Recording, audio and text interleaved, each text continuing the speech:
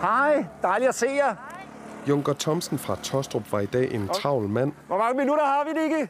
En rigtig travl mand. Hvor mange minutter har vi? 4-5 minutter. Okay, fedt. Ja, måske den travleste mand i hele hovedstadsområdet. Så kører vi. Hej! Kom, så kører vi. Hvor er det dejligt at se jer. I alt skulle 12 forskellige dagtilbud nemlig aflægges et besøg, da han og resten af Callisto-festivalen i dag var på turné. Så hvis I ikke kan komme til Callisto, så kommer Callisto bare til jer. Og her er vi så. Festivalen kalder sig for Danmarks mindste festival, men blev alligevel i år som så meget andet tvunget til at aflyse på grund af coronavirus.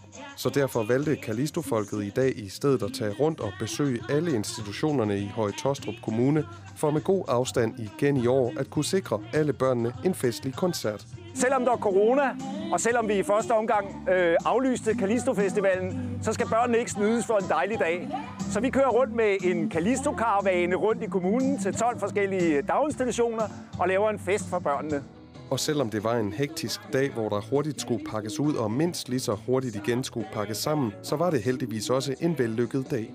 Ja, det må man sige. De fleste dage ligner jo hinanden, både for børn og voksne. Men i dag, der laver vi en særlig dag, hvor vi tager rundt og laver en kæmpe fest for alle børnene i Høje Taastrup. De er jo super glade, når vi kommer frem. Det er jo dejligt at se alle de glade børn, der tager godt imod os og danser med på alle de kendte børnesange. Hvad siger tiden? Og det passer lige.